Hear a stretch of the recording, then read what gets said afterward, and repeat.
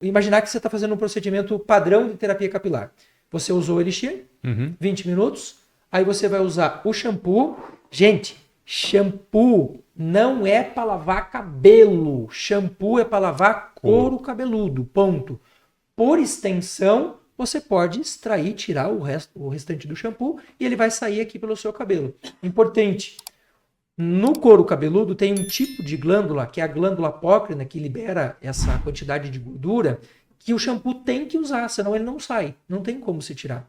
Só que o shampoo, quando ele pega áreas que só tem glândulas apócrinas, écrinas, aliás, que tem só o suor, você acaba tirando a gordura natural. Então, para você tirar o shampoo, é sempre de lado.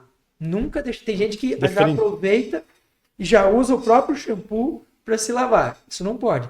Então você vai ver que as pessoas que fazem esse procedimento geralmente têm a face, o pescoço e essa região aqui do busto envelhecendo mais rápido. Você começa a ver aquelas dobras, né? Porque você está tirando o excesso. Então, eu usei o Elixir, usei o shampoo, o condicionador não pode pegar no couro cabeludo, ele só pode pegar nas pontas dos fios. No nosso caso, passa do jeito que ele está aqui, ó. Eu passo na parte de cima aqui do cabelo, não faço massagem, nada. Só passo ele e continuo ali tomando meu banho.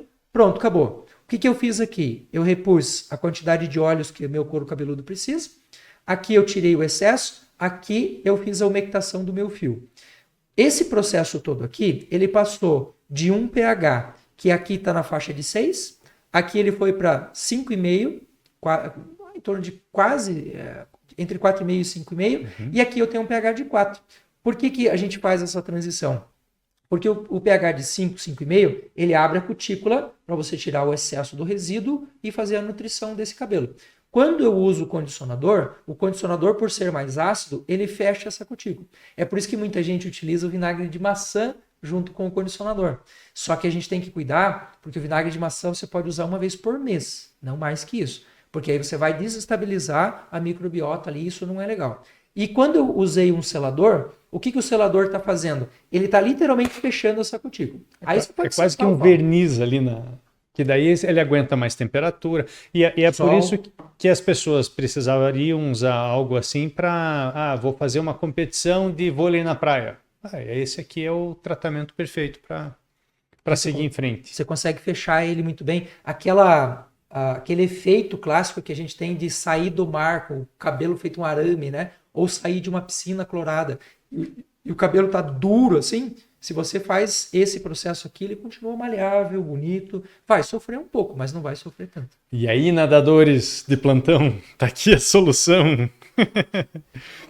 E me diz uma coisa, a gente tá falando então de hormônio e da influência dos hormônios.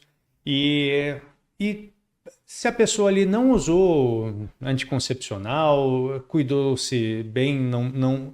Eu falo assim que às vezes a nossa cultura leva a mulher a usar o anticoncepcional, infelizmente, né? Tem aquelas que realmente precisam? Tem, não há dúvidas, né? Mas a gente meio que embute a necessidade quase que irracional do uso. Por quê? Porque virou cultura e tem que aceitar. Eu não concordo com isso. Fez 12 anos, menstruou a primeira vez, está com a anticoncepção. É difícil de lidar com isso, mas enfim, é uma realidade que a gente trabalha. Mas daí veio aquela pessoa que conseguiu passar por toda essa fase sem muita influência, toda natureba, e chegou lá na menopausa. A gente vai ter aquela pessoa que seguiu tudo bonitinho e está tendo os efeitos hormonais da menopausa, e tem aquela que foi a vida inteira sendo influenciada por hormônio exógeno, né? Como é que lida? Como é que fica a situação do cabelo? Porque algumas podem cair ali nessa... e é normal as pessoas começarem a falar, tá caindo o meu cabelo. Obviamente que tem a questão de vitamina, estresse, tudo. Mas como é que lida nessa fase? É bem legal a gente olhar o ciclo normal, fértil ali dos 28, 30 dias, né? Médio das mulheres. A gente vai vendo os hormônios funcionando como se fosse, eu aprendi isso com você, como se fosse uma sinfonia. E essa sinfonia, assim, você tem o FSH, você tem o LH, que são hormônios produzidos no cérebro, que quando chega ali perto do 10º dia, depois do primeiro dia da menstruação, eles começam a subir, dizendo para o corpo, tá na hora de produzir estrogênio, tá na hora de produzir estradiol, olha a progesterona. E esse ciclo, ele tem o pico, depois ele tem uma queda e você vê os outros hormônios subindo bonitinho, e daí chega lá no final, troca. Por que eu acho que essa coisa do anticoncepcional, ela é um problema do jeito que está hoje? Isso que você falou agora, porque essa escala linda, ela não acontece mais. Ela desaparece. Pena, né? E na menopausa, você vê um disparo do FSH e do LH, porque é como se o cérebro estivesse falando, produz, não produz, ele vai aumentando, é como o TSH lá na tireoide. Não está produzindo hormônio, o TSH começa a disparar, porque ele está dizendo, cara, produz. Quais que são as possibilidades que nós temos hoje dentro da fitoterapia?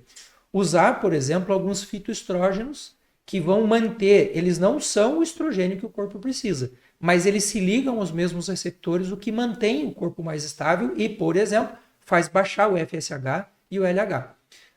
Por que isso é importante? A gente está falando aqui de queda capilar, mas, na verdade, o estrogênio, depois dos 40 anos, quando a mulher entra na menopausa, ele vai interferir em massa óssea, Sim. Ele vai interferir na pele, ele protege o coração, ele protege o cérebro, ele protege a pele. Então a gente está falando literalmente de uma grande sinfonia, onde uma das coisas que começa a chamar a atenção é a queda capilar.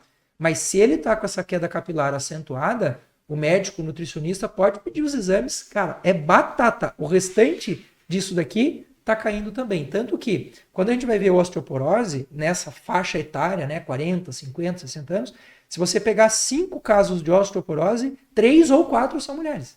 Porque você começa a ter uma baixa de estrogênio. E quando chega lá perto de 70 anos, por exemplo, esse estrogênio está desse tamanho. Aí você pega o quê? Óleo de linhaça, que é um fitoestrógeno natural, óleo de prímula, óleo de borragem. E se você consegue associar a uma boa quantidade de vitamina E, lembrando que, gente, vitamina E tem que passar por exame para ver se necessita realmente.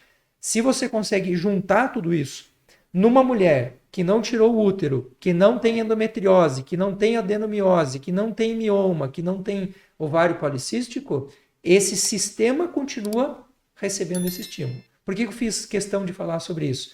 Porque se você não tem mais o órgão, não adianta. Então tem muitas vezes uma mulher que fez uma esterectomia total, ou tem uma inflamação nesse sistema, aí não tem o que fazer. Aí tem que ir para reposição hormonal e ponto final.